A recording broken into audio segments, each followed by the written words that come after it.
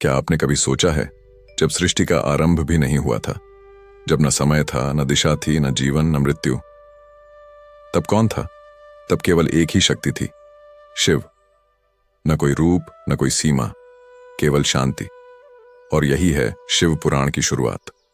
ये कहानी सिर्फ किसी देवता की नहीं है, ये उस चेतना की है जो हर जगह व्याप्त है, जो हमारे अंदर भी है और बाहर भी, जिसे हम देख नहीं सकते पर महसूस कर सकते हैं, जिसे शब्दों में बांधना मुश्किल है पर अनुभव करना संभव है। शिव पुराण महर्षि वेदव्यास द्वारा रचित, 12 संहिताओं में विभाजित, हजारों श्लोकों में लिखी गई ऐसी गूढ़ गाथा है जो केवल शिव की नहीं, जीवन की सच्चाई है। शिव का मतलब सिर्फ एक देव नहीं है, शिव का मतलब है शून्यता से पूर्णता की यात्रा, अंधकार से प्रकाश की ओर, भ्रम से सच्चाई की ओर।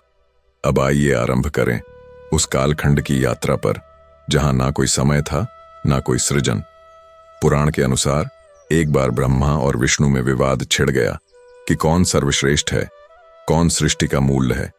विवाद इतना बढ़ गया कि सृष्टि की स्थिरता डगमगाने लगी। तभी ब्रह्मांड में एक तेजस्वी प्रकाश प्रकट हुआ, एक अग्नि का स्तंभ जिसकी ना कोई शुरुआत थी, ना कोई अंत। ब्रह्मा ने उस स्तंभ का सिरा खोजने के लिए ऊपर की ओर उड़ान भरी और विष्णु नीचे की ओर गए। हजारों वर्षों की यात्रा के बाद भी उन्हें ना अंत मिला ना शुरुआत। थक हार कर जब दोनों लौटे तब उस स्तंभ से एक दिव्य स्वर निकला, मैं ही आदि हूं, मैं ही अनंत। और तब प्रकट हुए भगवान शिव, शांत, तेजस्वी, ध्यानस्थ। वो नृत्य करते नहीं आए, वो गर्जना नहीं कर रहे थे, वो बस थे। उनकी उपस्थिति मात्र से ब्रह्मा और विष्णु नतमस्तक हो गए, अहंकार का नाश हो गया। और वहीं से शुरू हुई शिव तत्व की शिक्षा कि जो खुद को सबसे बड़ा समझता है वही सबसे छोटा होता है। शिवलिंग वो अग्निस्तंभ का प्रतीक है। यह केवल पत्थर नहीं है, यह उस अनंत ब्रह्म का स्वरूप है जिसे कोई माप नहीं सकता। जो शिव को केवल एक मूर्ति में खोजते हैं वो शायद उसकी विशालता को सीमित कर देते हैं। शिव एक ऊर्जा है और ये ऊर्जा हम सब में है। हम भी ब्रह्मा और विष्णु की तरह जीवन में बार बार सवाल करते हैं, क्या मैं सही हूं, क्या मैं सबसे अच्छा हूं? लेकिन जवाब बाहर नहीं, अंदर है। और यही शिव हमें सिखाते हैं। जैसे जैसे ये पुराण आगे बढ़ता है, हम जानेंगे कैसे शिव सिर्फ विनाश के देव नहीं बल्कि निर्माण, संतुलन और ज्ञान के स्रोत हैं। इस कथा की यात्रा केवल कथाओं तक सीमित नहीं है, ये हमारे भीतर के डर, भ्रम और अहंकार को तोड़ने की प्रक्रिया है। और यही इसकी सुंदरता है। आप इसे जितना सुनते हैं उतना ही खुद को पहचानने लगते हैं, क्योंकि शिव बाहर नहीं, शिव भीतर हैं। शिव जो सब कुछ जानने वाले हैं, जो त्रिकालदर्शी हैं, जिनके लिए ना कोई अंदर है ना बाहर, वही जब प्रेम में पड़े तो संसार थम गया। यही कहानी है शिव और सती की। सती जो ब्रह्मा के पुत्र दक्ष की पुत्री थीं, उन्होंने शिव को अपने आराध्य के रूप में स्वीकार किया था, तब भी जब संसार उन्हें अघोरी, निर्वस्त्र, तंत्र में लीन और अजीब मानता था। लेकिन सती जानती थीं, जो दिखता है वही सब कुछ नहीं होता। उन्होंने गहराई से शिव को देखा और वहां उन्हें सत्य मिला। उन्होंने तप किया, शिव को प्रसन्न किया और शिव ने उन्हें अपनी अर्धांगिनी के रूप में स्वीकार किया। लेकिन हर प्रेम की राह आसान नहीं होती। दक्ष जिनका अहंकार ब्रह्मा से भी बड़ा था, उन्होंने इस विवाह को कभी स्वीकार नहीं किया। एक दिन उन्होंने एक विराट यज्ञ आयोजित किया जिसमें समस्त देवताओं को आमंत्रित किया गया, पर शिव को नहीं। जब सती ने यह अपमान जाना, वो पीड़ा से भर उठी। उन्होंने शिव से यज्ञ में जाने की आज्ञा मांगी। शिव ने मना किया, लेकिन सती का हृदय व्यथित था। वो गईं अकेली। जब यज्ञ मंडप में पहुंची तो पिता दक्ष ने खुलेआम शिव का अपमान किया। सभी देव मौन रहे। सती का हृदय उस अपमान से जल उठा। उन्होंने कहा, जिस देह को तूने जन्म दिया उसी से आज मैं तेरा त्याग करती हूं। और यज्ञ अग्नि में प्रवेश कर आत्मदाह कर लिया। जब यह समाचार कैलाश पहुंचा, शिव शांत नहीं रहे। उनका तीसरा नेत्र जल उठा, पृथ्वी कांप उठी, समय रुक गया। शिव ने अपने जटाओं से वीरभद्र और भद्रकाली को उत्पन्न किया और आदेश दिया, दक्ष का सर्वनाश करो। वीरभद्र ने यज्ञ स्थल को रौंद दिया, दक्ष का सिर काट दिया और देवताओं को भी दंडित किया।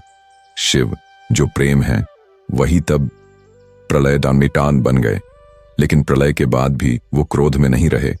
उन्होंने सती के शरीर को अपने कंधों पर उठाया और ब्रह्मांड में घूमते रहे। ये वो अवस्था थी जब स्वयं शिव भी मोह में थे, विरह में थे, प्रेम में थे, शून्य से भरे हुए थे। वो जो सदा समाधि में रहते थे अब आंसुओं में थे। यही तो शिव हैं, वो जिन्हें आप जितना समझते हैं उतना ही वो खुद को भुला देते हैं। वो सिर्फ एक देव नहीं है, वो एक अनुभूति है। जब ब्रह्मांड अशांत हो गया तब विष्णु ने सुदर्शन चक्र से सती के शरीर को खंड खंड किया और वे भाग पृथ्वी के अलग अलग हिस्सों में गिरे, जिन्हें हम आज शक्तिपीठ के नाम से जानते हैं। कहा जाता है कि जहां सती का हृदय गिरा वहां भक्ति जागी, जहां उनकी आंखें गिरीं वहां श्रद्धा जगी, और जहां उनका मस्तक गिरा वहां विवेक उत्पन्न हुआ। शिव अंत में लौटे, शांत, अकेले, मौन, पर वो मौन सब कुछ कह रहा था। उन्होंने फिर से समाधि ली और ये निर्णय लिया कि अब वो संसार से दूर रहेंगे, क्योंकि जब तक मोह जीवित है तब तक शिव का तत्व दबा रहता है। लेकिन यहीं से प्रारंभ होती है पार्वती की कथा, जो फिर से शिव को संसार से जोड़ती है और हमें सिखाती है कि प्रेम कभी नष्ट नहीं होता, वो बस एक नया रूप लेता है। समय बीतता गया, शिव फिर से समाधि में लीन हो गए, संसार से कटे हुए, मौन, एकांत में। लेकिन प्रकृति फिर से उन्हें जगाने को तैयार थी, इस बार देवी पार्वती के रूप में। सती के ही पुनर्जन्म रूप पार्वती ने जन्म लिया हिमालय के घर, एक शांत, दिव्य और समर्पित कन्या के रूप में। पार्वती जानती थीं कि उनका जीवन केवल शिव की सेवा के लिए है। उन्होंने कठोर तप किया, बर्फ में बैठकर, भोजन त्याग कर, हजारों वर्षों तक एक ही लक्ष्य को लेकर, शिव का पुनः जागरण। शिव जो निष्क्रिय थे धीरे धीरे उस तप की ऊष्मा से जागे। लेकिन शिव ने सीधा स्वीकार नहीं किया। उन्होंने पार्वती की परीक्षा ली, कभी साधु बनकर, कभी तर्कों से, कभी विरक्ति दिखाकर। लेकिन पार्वती टस से मस नहीं हुई। उन्होंने प्रेम को भक्ति में बदल दिया और भक्ति को तप में। अंततः शिव ने स्वीकार किया और कैलाश में संपन्न हुआ एक ऐसा विवाह जो केवल देहों का नहीं, आत्माओं का मिलन था। शिव और पार्वती का विवाह हमें सिखाता है कि धैर्य, निष्ठा और तपस्या से कोई भी संबंध पुनः जीवित हो सकता है। इसके बाद शिव बने गृहस्थ और उत्पन्न हुए दो अद्भुत पुत्र, कार्तिकेय और गणेश। इन कथाओं में केवल चमत्कार नहीं है, ये जीवन के गूढ़ संकेत हैं। जब शिव और पार्वती साथ होते हैं तब संसार संतुलित होता है। यही है शिव शक्ति का सिद्धांत। लेकिन यह संतुलन बार बार परीक्षा में डाला गया। त्रिपुरासुर नामक 3 असुरों ने 3 नगर बनाए, एक स्वर्ण का, एक रजत का और एक लोह का। ये नगर आकाश में उड़ते थे और देवताओं का उपहास करते थे। इन्हें न कोई ब्रह्मा रोक सकते थे न विष्णु। तब देवताओं ने फिर से शिव की शरण ली। शिव ने त्रिपुरासुर का विनाश किया, एक ही बाण से तीनों नगरों को भस्म कर दिया और तब उन्हें कहा गया त्रिपुरांतक। लेकिन उन्होंने यह कार्य किसी क्रोध या अभिमान से नहीं किया, बल्कि केवल धर्म की रक्षा के लिए। यही है शिव का वास्तविक रूप, जो तब विनाश करते हैं जब अन्याय अपने चरम पर हो और तब मौन रहते हैं जब सब शांति में हो। आज हम जो महाशिवरात्रि मनाते हैं वो इसी विवाह और जागरण की स्मृति है। जो श्रावण सोमवार रखते हैं वो इसी भक्ति और समर्पण का प्रतीक है।